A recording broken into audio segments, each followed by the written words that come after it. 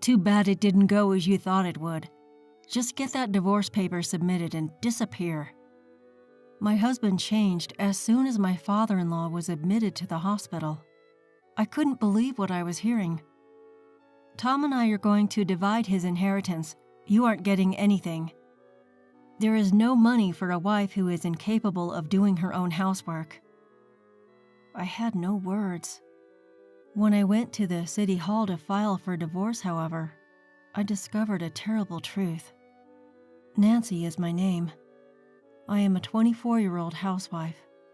Tom, my husband, is 40 years old.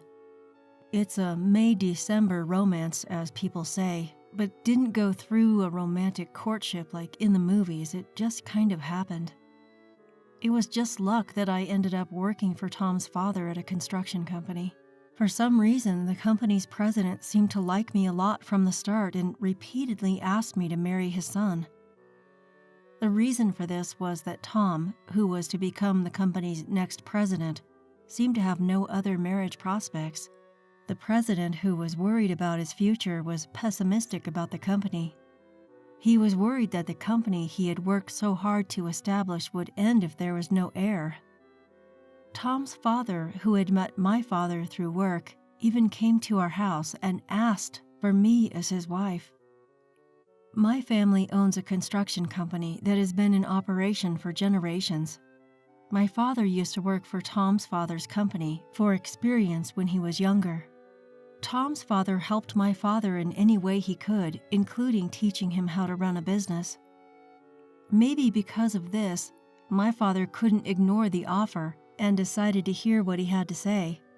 However, due to the age difference, my father did not agree immediately, but instead said that Tom and I should have a dating period. He wanted to respect Tom's and my choices, he said, but that the conversation about marriage would have to be after a dating period. Tom, on the other hand, knew that the marriage to me was a condition for taking over the company. So he agreed to this proposal of my father's. I had a good relationship with Tom, and we went on many dates, for dinner, movies, shopping, and so on. After some time together, Tom and I had grown close enough to believe that we would get along fine if we got married. We were officially engaged not long after that. Shortly after the engagement, Tom's father became ill and had to go to the hospital repeatedly. Instead of Tom, who was at work, and my mother, who couldn't drive, I, his fiancée, had to take care of my father-in-law in the hospital. My mother-in-law told me to focus more on housework for her family, telling me I'm not doing a good job considering I was going to become her daughter-in-law. "Nancy, hurry. The morning reception hours will end. Take him." Even before we married, I felt treated as if I were a maid. But I said, yes, I'm coming. I'll start the car. I was looking after my father-in-law. One day, my mother-in-law suggested that I move in, even though it was a little early, because it would be easier for me to take care of him. I agreed to this, considering having to commute from my parents' house to take him to and from the hospital every time. It might be easier for me just to live with them. I would have been moving there soon anyway. I assumed the wedding would take place after my father-in-law's health improved, so why not just write the marriage paper as I move in? There were no rumors of his having other relationships when I began living with Tom as his wife. I soon realized why he had reached the age of 40 with no relationship experience. Anyway, he is extremely conscientious about money. He was a miser who insisted on not wasting any money. He'd also keep meticulous records of our dates, telling me how much he'd spent on me, how much he'd spent on food and gas. Furthermore, my mother-in-law, who enjoys bullying others, is always next to me, being sarcastic and abusive. No one would dare approach them.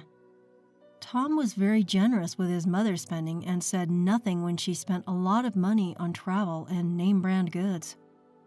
I was wondering if he was a mother con who loves his mother so much that he prioritizes her over anything else.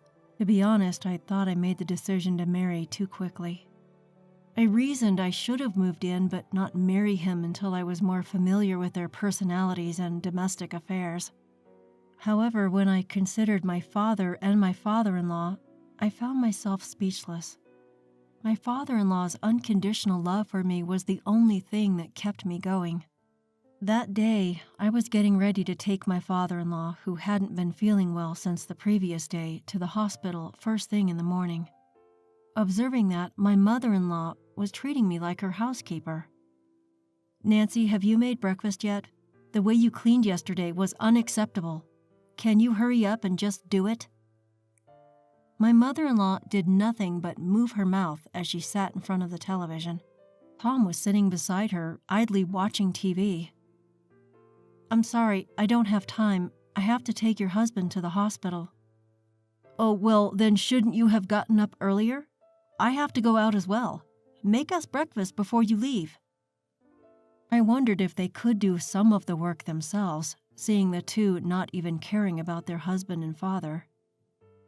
"Father-in-law, please wait a moment. I'll be finished in a minute." I rushed and made breakfast and served it to Tom and my mother-in-law. I went to my father-in-law after finishing everything and tried to help him stand up. "I'm sorry I'm making you work so much. I have to apologize to your father, too." At that same time, my father-in-law collapsed. "Are you okay?" I was horrified that my mother-in-law and husband just continued to eat breakfast as if nothing had happened. In any case, I ended up calling an ambulance.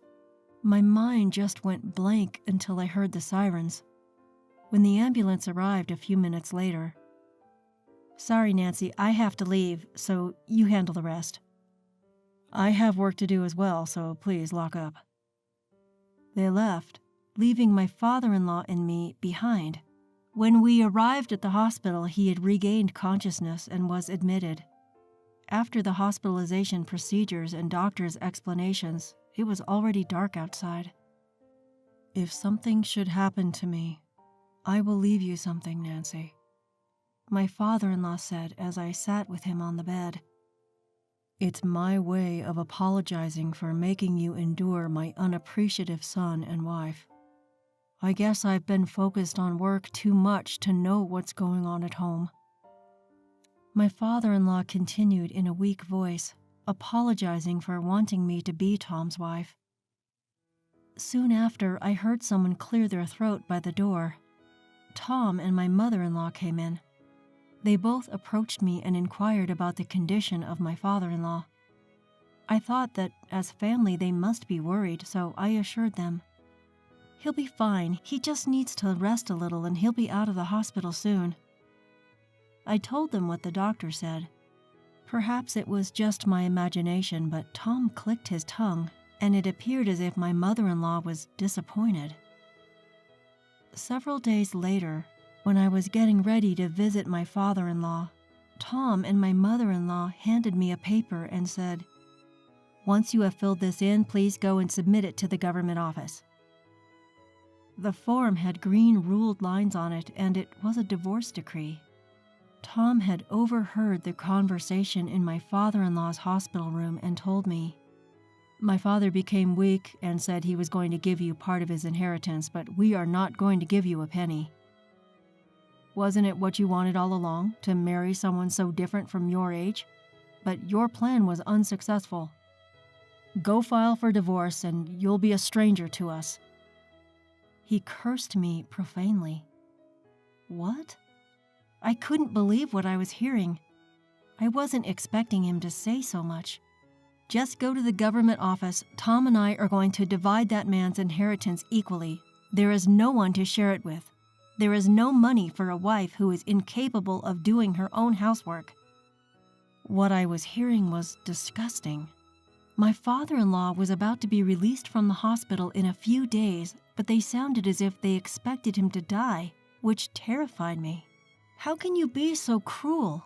He's your family. He's not going to die. He will come home from the hospital and get better. And don't make fun of me saying I wanted inheritance. That is not something I intend to do. Of course, this marriage is not something I want. I hurried to the municipal office after filling out the divorce papers. I needed to get rid of these people to get them out of my life right away. When I arrived at the municipal office and hurriedly handed in the report, the receptionist returned it to me with a strange expression on her face. Was there something about the form? He said my name wasn't correct, so I assured him that it was my name. He still said it doesn't match the records. This time I was asked for my maiden name, and it did match. The official laughed and said that my marriage certificate had never been submitted. We had never been married. He returned my completed divorce paper to me. I contacted my mother-in-law to find out what had gone wrong, and she replied, "Oh, I completely forgot. I had it all this time." I didn't believe her. She lacks common sense. She mistreated me because I was her daughter-in-law. What? You did it on purpose, and you've been acting like there was nothing wrong, and was just using me as your maid? This time, I couldn't stay polite. Because it would be difficult to ask you to look after the house if you're a stranger.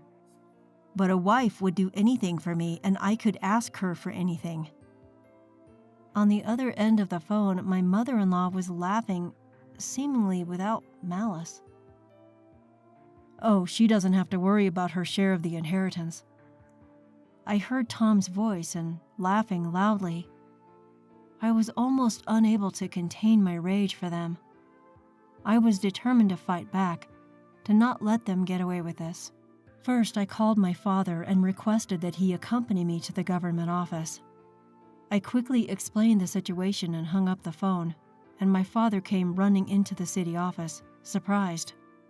I asked the person who had just assisted me to explain the situation again, in front of my father. I even obtained a certificate of residence to confirm the facts, and discovered that not only his name but also his address remained the same. I was duped into thinking that because I had registered my marriage, my address had not changed while I lived in that house. Nonetheless, I was given the burden of being his wife and was forced to work hard. When it came to the inheritance issue, I was told to leave. I'm not sure how to accept the fact that I was treated this way. Even my normally mild-mannered father was enraged. I hurried with my father to the hospital where my father-in-law was staying. When we arrived at the hospital, my father-in-law noticed my father standing beside me and politely said, "You didn't have to come all the way here to see me." But as he listened to my father about this whole thing, his face became increasingly agitated. We sat in his hospital room and discussed what kind of sanctions we would impose on the two. Neither Tom nor my mother-in-law had visited him since the day he was hospitalized. Tom's father made a proposal to my father, knowing that he couldn't expect Tom to marry properly and become the family heir. Tom's father wished to entrust my father to succeed his business. Fortunately, Tom's father's business was profitable, so there would be no loss if it merged with or into my father's business. Tom's father believed it was acceptable as long as the company that he has safeguarded can continue to exist in whatever form it takes. Customers and employees would almost certainly leave if Tom took over the company, given his personality and character. If that happened, there would be no way for the company to survive. This is not a difficult choice I made, but a decision for the future. It's the best way to prevent our relatives from acquiring the company. And then Tom's father burst out laughing, and he announced his divorce. She thinks about money so much that she goes out and spends all her time in luxury without even visiting her husband. She deserves this. Is this enough to make up for the trouble I've caused you guys? He asked, turning to face me and my father. My father and I exchanged glances and raised the corners of our mouths, as if there could be no greater punishment. The lawyers and accounting firm my father had hired got to work the next day. Finally, they decided to merge Tom's father's company with my father's company, retaining the company name. Tom, the company's vice president, was fired, and an executive candidate from my father's company was transferred to fill his position as vice president. Official decisions will be made when Tom's father gets back to work. This will come as a surprise to Tom and his mother. Thus began the countdown to making them fall into hell. My father-in-law recovered completely and was discharged from the hospital 2 weeks later. My father and I went to the hospital to complete the discharge procedures and then picked him up and drove him home. When we got to his home, my mother-in-law was gone and Tom was working as usual. I could only describe them as cruel people. They had no idea that the next day they would be regretting their heartlessness. The following morning, I went back to my original work. There was a new vice president. Tom's father opened a morning meeting in a large conference room, discussed the company's future. He informed them that the company would be absorbed into my father's and that the vice president would be replaced. Then Tom came, clutching a letter of termination, and my mother-in-law clutching a divorce decree. "Hey, Dad, what in the world is this?" "This? What in the world are you thinking?" "I didn't hear about this." "I didn't hear about anything either. How could this be happening so suddenly? What in the world are you thinking?" The entire conference room was stunned to see the two of them ranting in front of so many employees. That's exactly the kind of lunacy I was hoping for. "It's you!" they exclaimed as soon as they found me. "You did something, didn't you? Aren't you the one who set this up just because you wouldn't get your inheritance?" "I didn't do anything. You guys started all this." "That's enough. You're bothering me in the morning meeting," a calm voice said. "Get outside." It was Tom's father saying this with a cold stare. Tom and his mother-in-law were kicked out of the conference room by nearby employees. Tom's father apologized to the entire conference room, finishing his story and bringing the morning meeting to a close. Tom and my mother-in-law, who had regained their composure by then, repeatedly asked for forgiveness of me and Tom's father. Of course, I had no intention of accepting their offer, so I ignored them. They appeared to be hanging around the company for a while, but they have recently stopped showing up. The security guards have given them strict warnings and they can't get in. They were also both asked to leave their home, according to Tom's father. They are currently living together in a dirty apartment near their former home. As for me, I am living a peaceful life as an office worker. My father, on the other hand, is still angry and is preparing to file a claim for compensation from Tom and his mother-in-law for what they did. The two have lost all hope of earning a living. This must be the start of hell for them. I won't help them, of course, though.